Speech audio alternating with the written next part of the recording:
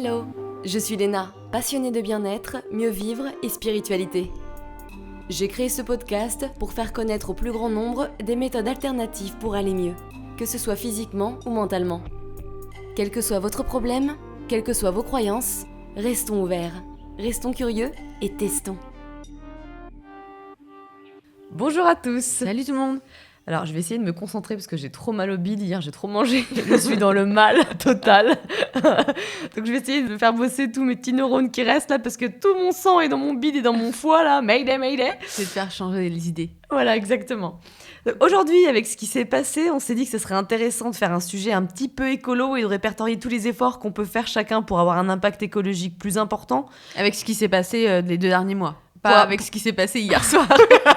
Et d'ailleurs, c'est pour avoir un impact écologique moins important. Pourquoi je dis plus important, moi Anyway, sans tomber dans l'extrême et sans que ça nous bouffe le quotidien. Donc, on va commencer now. Ouais, on vous a énuméré ça en forme de points, tout ce qu'on a travaillé, et puis aussi ce qu'il va falloir qu'on mette en place dans les prochaines années. Alors, le premier point, ça va sembler évident. Tout ne sera pas aussi évident. On a essayé de trouver des petites astuces, ce genre de choses, mais éteindre ces appareils électriques, bah oui, parce que parfois, on en a plus de 100 qui sont connectés et allumés sans même qu'on en ait conscience. Même un ordinateur éteint, mais encore branché, continue à consommer de l'électricité.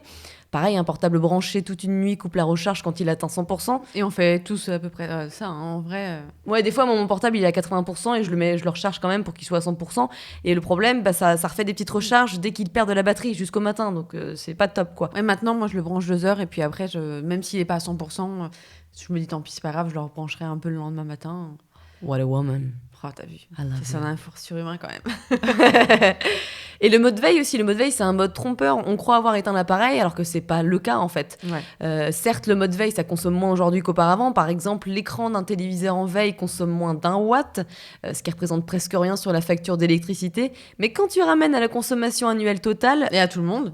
le mode veille de tous les appareils électroniques peut représenter jusqu'à 10% de la consommation d'électricité annuelle d'un ménage. Alors imaginez rapporté à l'échelle de la France, ça fait beaucoup. Ou du monde. Donc on débranche le plus possible, quitte à utiliser des multiprises à interrupteurs pour se simplifier la vie. Il y en a même qui sont mignonnes maintenant, qui sont un peu à la mode. Ah ouais ? Ouais. Et surtout quand on part en week-end et en vacances. Ça me paraît assez logique, quoi. Mais souvent, t'as la flemme, en fait. Tu sais, t'y penses qu'au dernier moment, tu dis « Oh, je suis déjà partie, mes affaires, elles sont déjà dans la voiture. » Après, il y a 2 écoles. Il y a ceux qui font pas du tout attention à ça, et puis d'autres qui y pensent parce que justement, ils pensent à la facture d'électricité. Donc, Oui, et selon l'ADEME, donc l'Agence de l'environnement et de la maîtrise de l'énergie, si tous les foyers français éteignaient leurs appareils en veille ou les débranchaient, l'énergie économisée correspondrait à la production du quart d'une centrale nucléaire, soit la consommation d'électricité des villes de Lyon et Nice réunies. Donc ça, c'est important, même si sur le plan individuel, les économies réalisées sont plutôt faibles, c'est le moins qu'on puisse dire, mais au niveau national, ça représente beaucoup. Donc voilà, ça c'est le premier point. Et le deuxième point, c'est faire des petits changements à la fois sur son ordinateur et sur son téléphone. Alors par exemple, tu peux supprimer les applis que tu n'utilises plus parce qu'en fait, toutes les applis elles utilisent de l'énergie, donc là tu en utilises pour rien. Alors que la plupart du temps, il y a 3/4 des applis que tu n'utilises jamais. Plus tu as d'applis, moins tu as de batterie en fait, c'est simple. Donc en plus, tu perds de l'énergie pour rien et toi tu te retrouves à avoir 10% restant sur ta batterie et t'es en panique parce que tu sais pas comment tu vas faire pour tenir le long du voyage. C'est vrai que moi, j'ai plein d'applications que j'utilise jamais et je les ai pas retirées. Faut que Ouais, je le mais fasse. c'est clair, ça sert à rien en fait. C'est, Bah ouais. c'est comme tout, quoi. C'est comme avoir un placard avec 10 000 fringues. Et C'est que ça, l'as tu jamais, dis quoi. au cas où. Mais en fait, au cas où de rien, parce que ça fait 1 an que tu l'as pas Et puis, utilisé. si tu l'as vu, t'as juste à les retélécharger parce que la plupart du temps, c'est des applis gratos, donc ça te coûte rien, donc c'est ridicule. Tu peux aussi changer tes paramètres. Et moi, ce que j'ai fait, par exemple, c'est que j'ai mis un moteur de recherche alternatif en page d'accueil. Alors, il y en a plusieurs. Il y a Ecosia, par exemple, qui permet de planter des arbres avec l'argent qui se font à partir de tes recherches. Ça, c'est Parce pas que mal. toutes les recherches, en fait, elles impliquent un coût marketing. Et moi, j'utilise Lilo personnellement. Donc, en fait, tu peux soutenir un projet qui te tient à cœur. C'est-à-dire qu'à chaque fois que tu recherches, tu cumules des gouttes d'eau. Et à la fin, tu peux le donner à l'association que tu veux. Donc, moi, ça dépend des fois, mais j'aime bien donner, par exemple, à Sea Shepherd. Ouais, ça c'est Ouais. sympa. Tu peux C'est choisir ça, après. mais que ça soit environnemental, environnemental, Elle a cagole là. environnemental, ça peut être aussi éthique. Enfin, voilà, il y en a pour tous les goûts, donc c'est vraiment intéressant. Et est-ce que c'est aussi bien que Google, entre guillemets, c'est-à-dire par rapport aux Alors, recherches? en vrai, c'est pas aussi puissant que Google, mais ce que je fais souvent, c'est que surtout pour les images, par exemple, je cherche beaucoup d'images dans le cadre de mon travail, et je passe toujours par Lilo, et en fait, ça me renvoie sur Google, donc c'est plutôt bien fait. Et du coup, j'ai pas mauvaise conscience à me dire que je suis passée par Google directement, et du coup, ça aura été pris par Lilo qui aura cumulé une goutte, et du coup, je pourrais donner à l'association que je veux. C'est marrant le système des gougouttes. Ouais, c'est ça. De toute façon, le logo de Milo, ouais. c'est une goutte. Hein, donc, tu peux aussi vider tes corbeilles parce que ça aussi, c'est de l'énergie pour rien. Ça, je le fais souvent pour le coup. C'est bien. Good girl. Et tu peux aussi taper directement l'URL dans la barre de recherche plutôt que de passer par un moteur de recherche. Donc là, on parlait typiquement des moteurs de recherche qui sont un petit peu alternatifs. Mais tout simplement, si c'est un site, par exemple, vous allez souvent sur le site champi.fr, et ben, vous avez juste à écrire lu sur le barre de recherche et il va le trouver directement puisque vous avez déjà été auparavant Sur mon site internet. Donc en gros, plus c'est précis, moins la requête sera lourde. Et puis il faut pas oublier qu'il y a à peu près 15 000 km entre nos recherches et nos bases de données. Hein. Les bases de données, elles sont pas à Paris. Hein. Donc voilà. Il y a un autre point qui est important mais qui est très simple, c'est de se désabonner à toutes les newsletters que tu regardes jamais. En gros, moi pareil, j'en ai plein parce que je pense que c'est des choses intéressantes, des articles intéressants, mais en fait je le lis jamais, c'est pareil, j'ai jamais le temps. Je dis ah ouais, ça a l'air intéressant, puis je regarderai plus tard et en fin de compte non, je regarde jamais. Clair. Et tu te retrouves en plus à avoir 30 mails et avec la 3 quarts qui t'intéressent pas. Et en plus, même au niveau esprit, ça te stresse en fait. Tu dis, ouais, c'est quoi ces mails ? C'est oppressant. Et ce que j'ai vu, je sais pas si t'as remarqué, il y a certaines boîtes mail qui ont mis en place des systèmes où quand tu supprimes, ils te proposent de te désabonner. Ou alors tu mets vider. Moi, des fois, je le classe en spam et il te propose mettre en spam et se désabonner. Ouais. Ça simplifie tellement la tâche parce qu'on a tous la flemme en fait d'aller sur le site pour essayer de trouver ou de se désabonner. Parce que souvent, évidemment, les marques elles font tout pour que ça soit compliqué. Donc du coup, ce système c'est vraiment top et du coup, ça te permet vraiment de moins polluer ta boîte mail. Et ça, c'est super sur Gmail, mais le problème, c'est qu'il y a des boîtes, il y a des sites internet où tu cliques pour te désabonner et ça te renvoie à la page. Et des fois, c'est hyper compliqué pour se désabonner tout court, malgré le C'est ce que je viens de dire. Non, mais c'est pas ça. Ce que Tu m'écoutes vachement. Non, c'est pas ça. Ce que je veux dire, c'est que même sur Gmail, quand il te dit spam et se désabonner, tu cliques, t'es content, et en fait, non, et parce que c'est un site bizarre, et donc il te renvoie directement sur le site parce que Gmail n'a pas plus se désabonner. Ah, ouais, et du coup, tu dois rentrer je ne sais plus quoi, ou ton mot de passe que t'as plus, donc enfin, c'est casse-couille. Ouais, Donc, c'est généralement, dans super ces cas-là, je me désabonne pas. Il y a aussi des petits efforts que tu peux faire au travail. Bah oui, hein, on va pas vous dire d'aller forcément en vélo au travail. Hein, dans certains cas, comme le mien, ça peut être compliqué. Je pense que je pars le matin, j'arrive le soir. Bah, pourquoi tout le monde est parti ? Merde alors, il y a que la femme de ménage, tu sais. 300 bornes à pied ou tranquille. Donc, et puis, bon, pareil, on va pas parler du fameux papier imprimante, hein, même si on essaye toutes de moins imprimer. Moi, je me rappelle au boulot, j'avais un papier qui cassait l'ambiance à chaque fois que tu allais imprimer quelque chose, mais qui était bien fait. En fait, tu avais une image qui était coupée en deux. Au-dessus de l'imprimante, c'est ça, voilà, une sorte d'affiche. C'est ça, une affiche. Et tu avais à côté, donc la première partie, c'était écrit Amazon. Et à droite, tu avais une autre image où c'était écrit Amazon Off. Et en fait, tu avais à gauche donc l'image de l'Amazonie, super abondante, nature, etc. Et à gauche, tu avais des champs. Enfin, tu vois, tu n'avais plus aucune forêt. Et ça cassait trop l'ambiance, mais du coup, ça marchait très bien. Donc, je sais pas qui avait mis cette image, mais effectivement, c'est. Mais c'est vrai, tu vois, le nombre de réunions où les gens ils impriment plein de feuilles pour tout le monde. Tu mets à la poubelle direct. Et tu mets à la poubelle directement. Tu sais à quoi ça sert ? Tu vois, même moi, quand je vais dans les laboratoires pour me faire une prise de sang, et ben j'envoie, enfin je demande leur adresse mail et je leur envoie, j'imprime pas, déjà j'ai pas d'imprimante chez moi, ça me fait chier et ça coûte cher, et puis à côté de ça c'est plus écologique et généralement ça pose aucun problème parce qu'ils ont tous des imprimantes là-bas, donc non mais moi le pire du pire c'est quand tu vas faire tes courses et qu'ils te donnent des papiers, mais moi la première réflexe que j'ai en plus c'est de dire non j'en veux pas merci, ouais, garder les papiers, mais c'est insupportable. Et tu vois, hier je suis allée faire les courses et direct elle sait que j'en prends pas, donc elle prend le papier et hop, direct, elle va le remettre à la poubelle. Donc le truc, il a été imprimé, mais pour rien. C'est un truc de ouf quand même quand ils pensent. Mais je crois qu'il y a que les vieux qui utilisent encore ces papiers-là. Ouais, ou les gros radins, mais sinon. Désolée si vous en faites partie, mais expliquez-nous le concept, s'il vous plaît. Mais je sais pas, ils pourraient pas demander. En plus, souvent, c'est des clients fidèles qui ont une carte de fidélité. Du coup, tu envoies directement sur la boîte mail au pire, tu vois. Et ben Biocebo, c'est ce qu'ils proposent. C'est pas mal. Bien, enfin, pour moi, ça devrait être tellement obligatoire. Biocebo, ils te demandent est-ce que vous voulez recevoir votre reçu par mail ou est-ce qu'on l'imprime. Et donc, du coup, tu demandes par mail. Et en plus, tu as tout le récapitulatif. C'est hyper pratique. Plutôt que sur un papier, tu vas rien en faire. Ça va t'accumuler dans ton sac à main. Vraiment, c'est l'angoisse, ce truc. Effectivement, voilà. Soyez conscients de ce que vous imprimez le plus possible. Après, on fait tous pareil. Hein, mais c'est des petites prises de conscience qui peuvent changer la vie. Et moi au boulot ce que je fais aussi, et d'ailleurs c'est non seulement c'est bien pour le côté un peu écolo, mais aussi parce que c'est tellement chiant quand les gens, non mais c'est vrai, quand t'as plein de conversations qui concernent 2-3 personnes, mais par contre il y a 10 personnes qui sont en copie, les gens ils appuient forcément sur répondre à tous, mais quand tu appuies sur répondre à tous, ça demande évidemment beaucoup plus d'énergie. Et en plus, c'est chiant parce que tu te retrouves dans des conversations à l'infini. T'as rien suivi. Donc, tu t'arrives le matin, t'as déjà 15 mails qui ne concernent pas. Donc, t'es obligé de les lire au cas où ça te concerne. Voilà. Ça te concerne pas, donc tu perds du temps. Voilà. Et voilà, ça c'est énergivore, donc c'est pas top. Et moi, ce que j'aime bien faire aussi, c'est, j'ai toujours à mon bureau un verre et un mug. Parce que ça paraît con comme ça, mais le nombre de gobelets que tu utilises dans la journée. Ton verre d'eau, ton verre de café, ton verre. Je passe peut-être pour la bitnique, parce que je suis à peu près la seule à au moins avoir ramené un verre. Mais, ou même une gourde, en fait, c'est vraiment des trucs que non seulement vous rendrez service à la nature, mais en plus, vous vous rendrez service parce que ça vous évite de boire vos boissons chaudes dans du plastique. Et si vous me suivez depuis longtemps, vous savez que c'est vraiment un truc pas top pour tout ce qui est perturbateur endocrinien. Donc voilà. Moi, personnellement, je préfère boire du café. Enfin, je bois pas de café, mais si je buvais du café ou boire du thé, je préfère le boire dans une vraie tasse plutôt qu'un plastique. C'est pas la même chose déjà, même au niveau de la satisfaction. C'est pas toi, tu savoures pas pareil. Donc, non, ça n'a pas du tout le même goût. C'est comme boire du champagne dans du plastique, quoi. Non, c'est pas possible. Pour la fermentation. Ça, c'est une insulte aux champenois. Un autre point que tu peux faire, c'est changer tes habitudes de consommation. Ouais, justement, on parlait de boire ces boissons chaudes, comme le thé, par exemple. Voilà, le thé, moi, pareil, au bureau, j'ai amené mes sachets de thé. Alors, quand je dis sachets, c'est des sachets en vrac. D'autant plus que ce sera de bien meilleure qualité, puisque les sachets de thé, ça sera pas de la poussière de thé et des résidus de choses, voilà, de poussière. Donc, c'est vraiment quelque chose de basique, mais le goût sera 10 fois meilleur avec un effet beaucoup plus antioxydant. Donc, tout à gagner. Pareil pour les capsules de café, évitez celles en aluminium, c'est vrai qu'elles sont bien connues maintenant. Il existe des capsules réutilisables ou biodégradables comme du bioplastique, sans alu, sans OGM, comme la marque Legal, Terra Mocha ou encore Cap Mondo, qui sont faites à base d'amidon de canne à sucre. En plus, elles s'adapteront parfaitement à vos machines de café puisqu'elles sont faites pour. Complètement. Vous pouvez les trouver sur Internet, mais si vous avez des questions, n'hésitez pas à nous écrire sur nos comptes Instagram. En parlant de course, 6e point, faites attention à tout ce qui est sac biodégradable.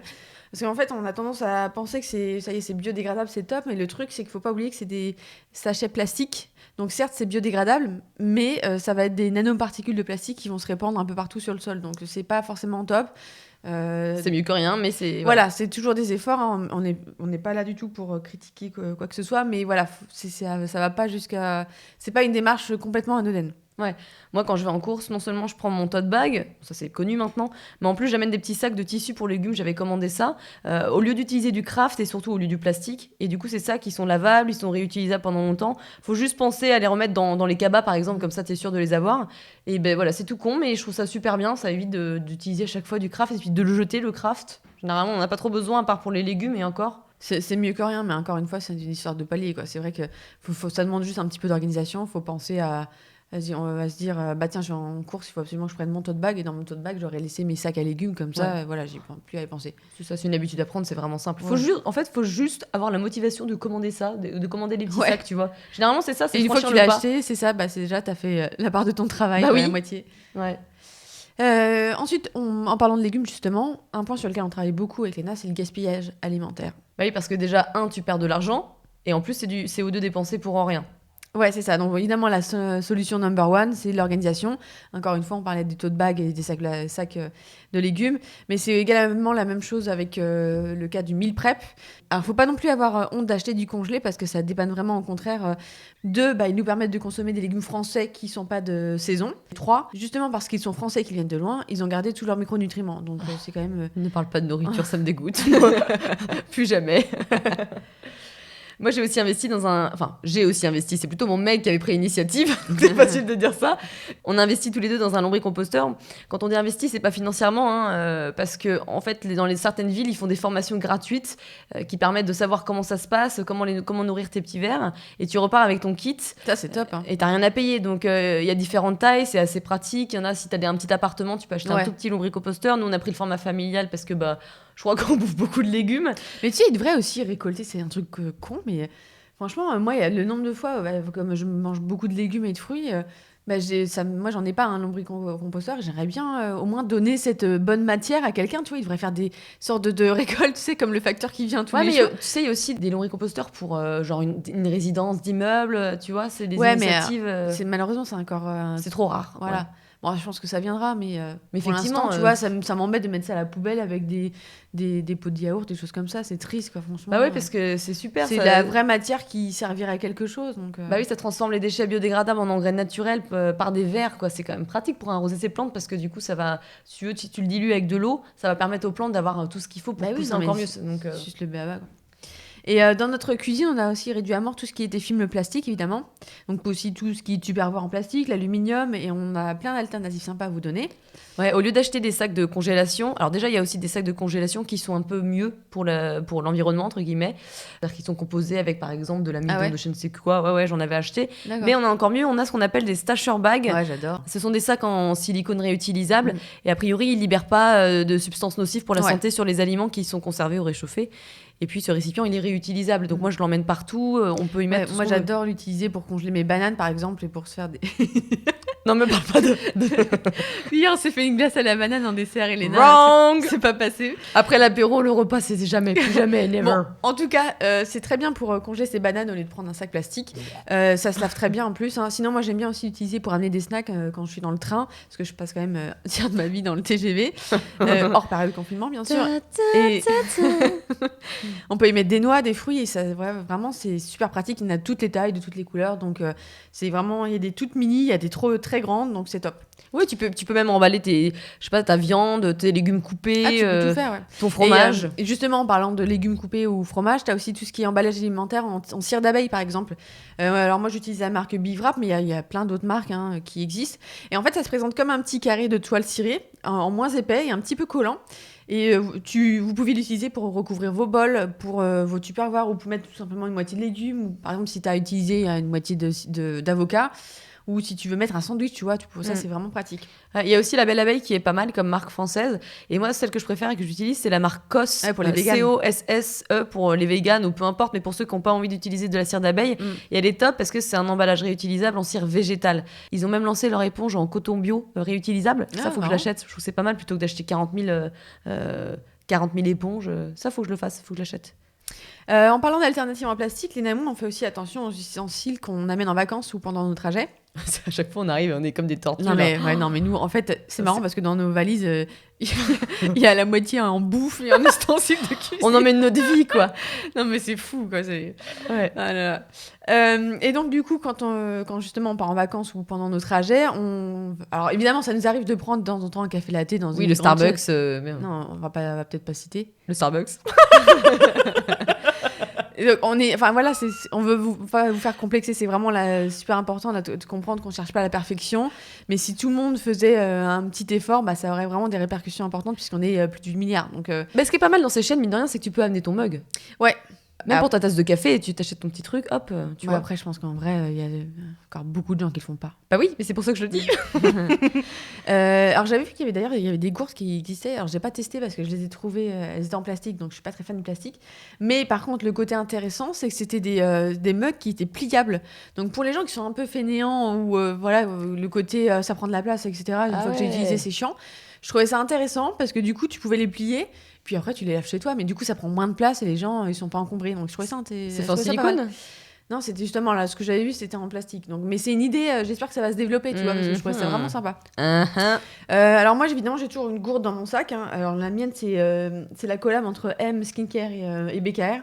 Je l'adore parce que non seulement elle est très jolie, j'aime bien tout ce qui est un petit peu design, mais c'est surtout qu'elle a un format 250 ml ou 500 ml. Donc moi, pour mes trajets lointains, j'utilise 500 ml, mais pour mes trajets tous les jours pour aller au bureau, 250 ml, c'est parfait. Et honnêtement, c'est assez rare à trouver en tant que gourde. Ouais, elle est jolie. Donc c'est top parce que c'est assez petit, mais c'est ce qu'il me faut pour aller jusqu'au bureau, quoi. Moi, j'utilise 24 Bottles et c'est une marque qui a des super beaux designs et différentes tailles. J'en ai une d'ailleurs en marbre et noir, elle est très sympa. Ouais, moi, elle est en chrome. Et en noir. Pas mal. Il y a aussi des marques zéro déchet qui proposent des couverts pliables en métal qui sont donc légers et faciles à transporter. Faut juste les laver, c'est un peu chiant quand t'as la flemme, mais au moins tu peux le garder et puis on peut tous le faire. Hein. Sachant qu'il y a plus de 8,3 milliards de tonnes de plastique dans le monde et finalement très peu de recyclage, c'est quand même une bonne solution pour éviter les plastiques en transport ou même pour les pique-niques. Ouais. Et puis c'est plus classe. Je sais pas, je trouve que la sensation de manger avec des couteaux, avec tu vois une fourchette en métal, c'est beaucoup plus agréable qu'un espèce de vieux truc au plastique qui t'arrives pas à choper, à couper tes légumes. Puis en fait, tu sais, t'essayes de couper avec ton couteau et en fait, il se casse. C'est insupportable. J'ai toujours aussi dans mon sac à main, en vrai je dois encore passer pour une bitnique mais c'est complètement assumé, j'ai une paille en inox parce que je sors quand je bois un coup et que je bois un soft et honnêtement j'arrive plus à avoir les pailles en plastique, surtout depuis qu'on voit les images des petites tortues qui sont avec des pailles dans tout le corps. Donc c'est vraiment bête à faire mais c'est tellement simple. J'avais vu un reportage sur le nombre de pailles en plastique qui sont utilisées par jour aux États-Unis, mais c'était Ça fait... En fait, je comprends même pas. Je me dis, mais ils sont où ces pailles? C'est pas possible. C'est tellement énorme. Et c'est clair. Ouais. Et ensuite, il y a une autre alternative que je recommande souvent à mes clients, non seulement pour des raisons écolo, mais aussi pour des raisons de santé, c'est le Meatless Monday. Tu connais le Meatless Monday? Ouais. Alors, on n'est absolument pas là pour vous dire d'arrêter la viande, c'est pas du tout l'objet de ce podcast. Par contre, c'est toujours intéressant des fois de faire un petit effort. C'est une idée sympa et très facile à mettre en place, avec une connotation un petit peu en mode reset. Donc l'idée, c'est tout simplement de pas manger de viande le lundi. Donc voilà. C'est pas si compliqué que ça. Hein. Non, en vrai, pour l'avoir testé avec plein de mes clients, c'est quelque chose qu'ils ont finalement plaisir à faire. Comme ça, tu découvres d'autres choses. Voilà, exactement, complètement. C'est un principe qui te permet de cuisiner autrement. C'est ça, tu commences la semaine un peu sans viande. Franchement, c'est vraiment facile à mettre en place. Comme les humains consomment trop de produits animaux, ça a un effet direct sur l'effet de serre, avec le méthane, le dioxyde de carbone, sans compter sur les côtés délétères pour la santé de la viande industrielle qu'on connaît évidemment, hormones, pesticides, conditions d'élevage, tout le team quoi. Alors, une autre alternative sympa, mais encore une fois qui dépend de la ville où vous habitez, c'est de miser sur les produits locaux, évidemment, de soutenir ces agriculteurs. Alors, je sais pas si c'est parce qu'on est les filles d'agriculteurs qu'on dit ça, mais pour moi, en tout cas, acheter des légumes d'Espagne, c'est plus possible. C'est vrai que nous, on avait des tonnes de pommes de terre dans le hangar, des tonnes et des tonnes. Ouais. Alors, encore une fois, nous aussi, on est passé par une phase au tout début, il y a 10 ans, on savait pas, le bio d'Espagne, pour nous, c'était du bio, mais en fait, il suffit de se renseigner un petit peu pour se rendre compte que c'est plus compliqué. Si vous vous renseignez un peu sur les conditions de culture de nos voisins européens, des fois, c'est flippant, hein, et même si c'est bio, parce que souvent, on pense que bio, c'est tout de suite, c'est super sain et tout, et c'est vraiment, ça veut pas tout dire, c'est un premier geste, mais c'est pas tout. Et en Espagne, par exemple, on parle carrément de la mer de plastique, et en fait, c'est 40 000 hectares de bâches de plastique, je sais plus à quelle région c'est. Et j'avais vu en fait une image vraiment de haut, ça faisait flipper quoi, ça avait une espèce de... Tu vois, t'as les terres, donc tu vois les cultures de champs, puis tout d'un coup t'as un gros paquet blanc transparent quoi, tu vois. Et en fait c'est des bâches qui sont utilisées pour faire l'agriculture intensive de bio, de tomates, de fraises, tout ça. Et c'est sans compter sur en fait les conditions de travail, puisque ce sont souvent des migrants qui sont payés au lance-pierre et qui travaillent pas forcément dans les meilleures conditions. Donc voilà, moi perso, je préfère manger du chou pendant 6 mois ou manger des légumes congelés, mais plutôt que de soutenir ce genre d'agriculture, quoi. Ouais. Puis on trouve beaucoup d'AMAP.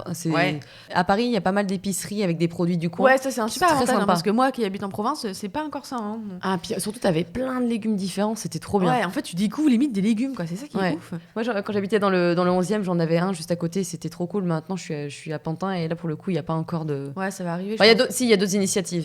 Et d'ailleurs, ça me fait penser qu'avec les confinements, c'est un effet bonus, puisque je trouve qu'il y a beaucoup plus de gens qui ont pris cette habitude. Ouais, j'espère que ça va durer, ça. Parce que, effectivement, ils en parlaient aux infos. Le fait que les gens, du coup, ils sont un peu restés... ils ont regardé un petit peu, ils ont été plus regardants sur l'origine de leur pays, de leurs produits. Et puis, il y a un côté un peu soutien des agriculteurs du coin. Et ça fait chaud au cœur, quoi. Ça fait prendre conscience. Ouais. Hein. Sinon, après, ce que vous pouvez faire, c'est aussi commencer un petit jardin. Alors, bien sûr, pas forcément tous les légumes possibles, mais nous, avec mon chéri, on a fait un petit jardin sur notre balcon. Il y a plein de dispositifs pour planter dans les balcons. Il y a des sacs potagers de la marque Backsack qui sont sympas. Nous, on a des gros bacs de la marque No City qui sont très pratiques, avec une réserve d'eau en dessous. Et du coup, là, on a un figuier, un framboisier. On avait... qu'est-ce qu'on avait d'autre? Potimarron. Et pourtant, ça n'a pas un gros espace. Hein, comme quoi, c'est possible vraiment sur un balcon, quoi. Ouais, c'est clair. Hein. Il y a plein de potagers urbains à roulettes. Il y a la marque Botanique en feuille. On a sur pied ou style palette, vraiment il y en a pour tous les genres. Et Leroy Merlin et Truffaut, ils proposent des choses plutôt intéressantes. À côté de ça, mon chéri, il a installé un récupérateur d'eau dans le balcon, ce qui permet d'avoir de l'eau pour arroser les plantes, et c'est top. Bon, c'est moche, c'est compliqué à mettre en place ou pas, ça? Non, c'est pas du tout compliqué, c'est faire un petit trou dans la gouttière. Bon, ça, c'est mon chéri qui s'en est occupé, moi j'ai regardé. Mais du coup, t'es très content, parce que quand il pleut, quand il y avait un orage l'autre jour, on était content, et le lendemain, on a regardé, et en fait, limite, ça avait rempli, on a 100 litres, hein, ça avait rempli, donc on a pu arroser toutes les plantes, c'était super. C'est comme un gamin, t'es content de cette chose simple, voilà. Un nouveau point, c'est d'utiliser des produits nettoyants bio ou mieux. Fais-les toi-même, hein, c'est assez connu, mais c'est vrai qu'on souvent on a la flemme.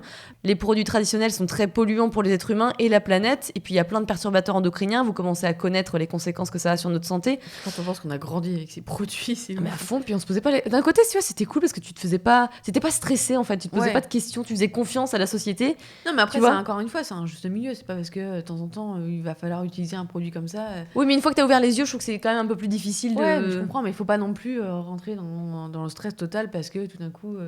Enfin voilà, il n'y a pas que du mal dans la chimie. Hein, ça dépend de ta personnalité. Hein. Après voilà, il y a un côté sympa de faire ses produits soi-même. Ou même, moi, ce que je vous conseille, c'est d'acheter le guide pratique d'Aromazone qui est super bien. Des fois, d'ailleurs, il est même donné gratuitement en fonction des produits que vous achetez.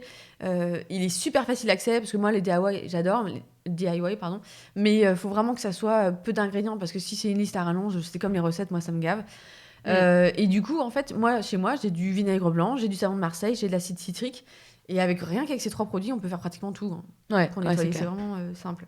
Ouais, puis je préfère l'odeur du Bah, vinaigre moi, ça me d'alcool dérange pas. Alors, je sais qu'il y a des gens qui aiment pas, mais moi, je suis comme toi, je préfère vraiment. à la javel. Bah ouais. Oh, ça me fout la gerbe. Mais la javel, en plus, ça attaque les poumons, c'est chaud. Ouais, c'est clair. Là aussi où on a bien évolué, c'est pour nos produits d'hygiène et de beauté qu'on prend. Moi, j'avais profité d'avoir plein d'acné pour utiliser, pour changer ma routine. Mais c'est vrai que tous ces produits d'hygiène et de beauté, ils ont beau être beaux avec des produits, avec des packaging glam. Il y a beaucoup de produits chimiques, des perturbateurs endocriniens, des nanoparticules. Donc, n'hésitez pas à changer votre dentifrice, votre shampoing ou votre gel douche ou des crèmes par des produits bio, du savon solide.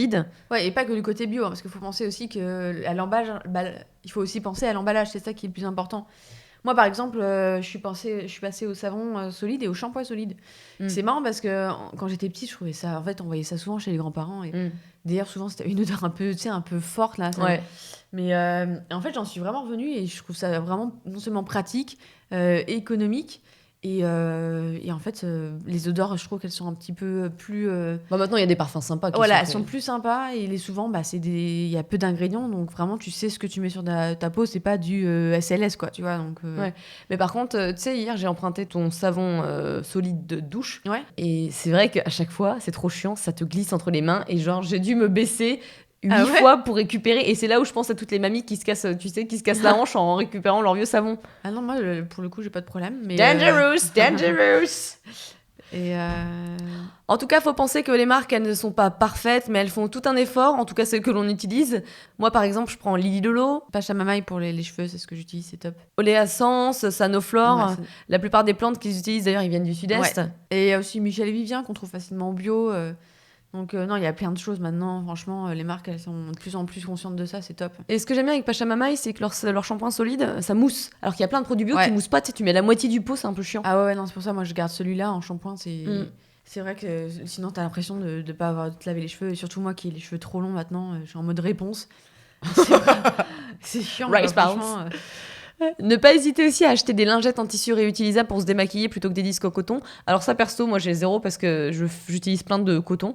Et justement, je voulais m'acheter des petits disques en coton. Ouais, Sanoflore, ils ont lancé avec Alterosac des espèces de petites pochettes où il y a des cotons réutilisables qui ont été confectionnés en France, en Haute-Savoie. C'est mignon en plus. Ouais. Et non, c'est vraiment mignon, c'est vraiment facile d'utilisation, donc c'est top.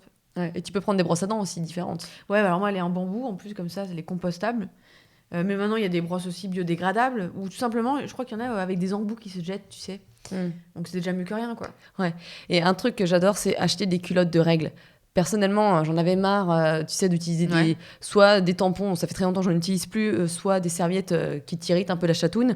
Là, les culottes de règles, c'est trop bien. Ah, j'ai pas testé encore. Tu utilises quelle marque, du coup? J'ai plus le nom. J'en ai plusieurs. J'ai bavé, mais tu m'as fait rigoler. Il vient de baver, il avait un truc dégueu sur la bouche. Et je sais plus le nom, il y en a plein des connus, là, une à une syllabe, je sais plus. J'essaie, il y a Réjeanne, voilà. Il y a Réjeanne que j'utilise. Alors ça coûte un peu cher, 45 balles, mais après c'est Non, quand mais même attends, des après, belles... quand tu vois le prix des tampons, parce que moi je suis encore malheureusement au tampon bio. Enfin malheureusement, je veux pas non plus me culpabiliser, mais effectivement c'est un budget, hein, donc je pense que t'arrives vite. Ouais, surtout que tu les utilises tous les mois. Et je trouve ça vachement bien parce que c'est quoi, t'as juste à avoir tes ranias et puis le soir ou quand il y a plus de place, tu la rinces à l'eau froide et puis c'est juste du sang quoi, on s'appuie un peu le poisson, mais c'est tout.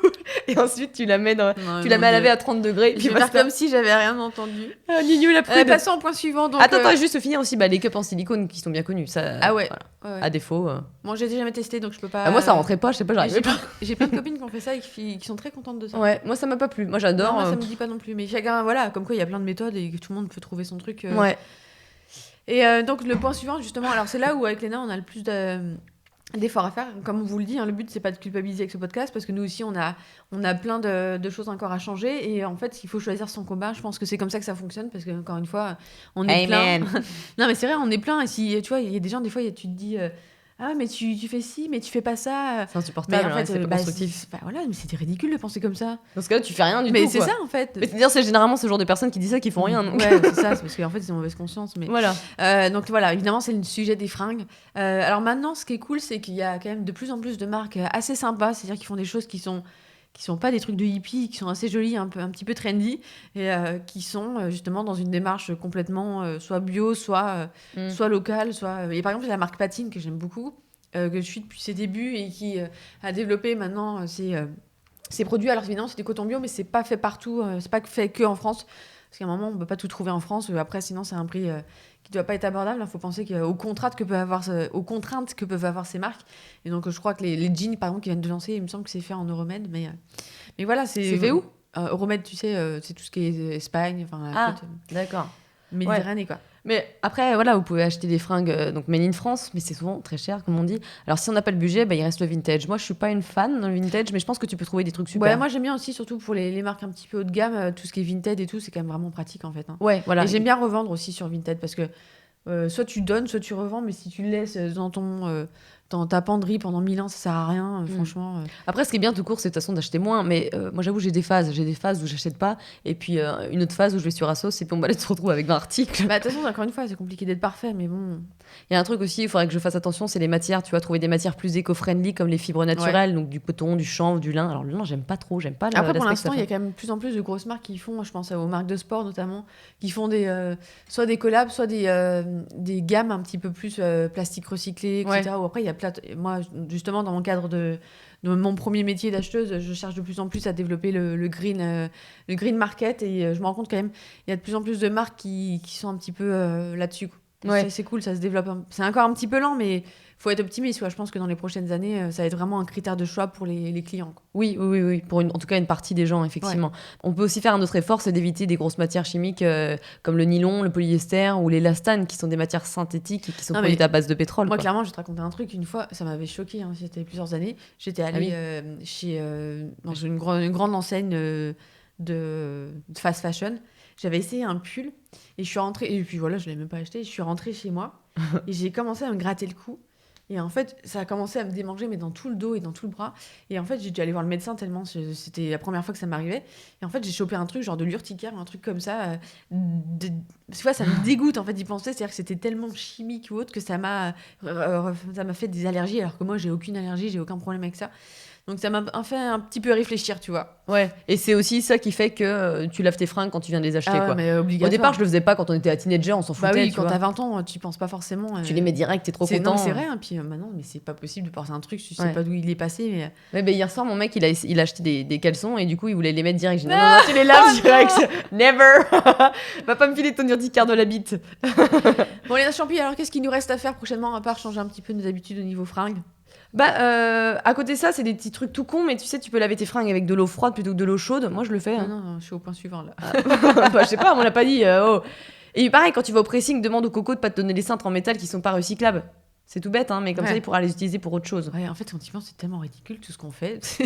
On a été habitués. On a vécu 100 ans, enfin, il y a 100 ans, on a vécu des milliers d'années sans ces trucs, quoi. Et on s'en sortait très bien. On se crée des besoins. C'est fou. Bon, du coup, c'est moi qui vais poser la question. Qu'est-ce qu'on peut faire prochainement, nous?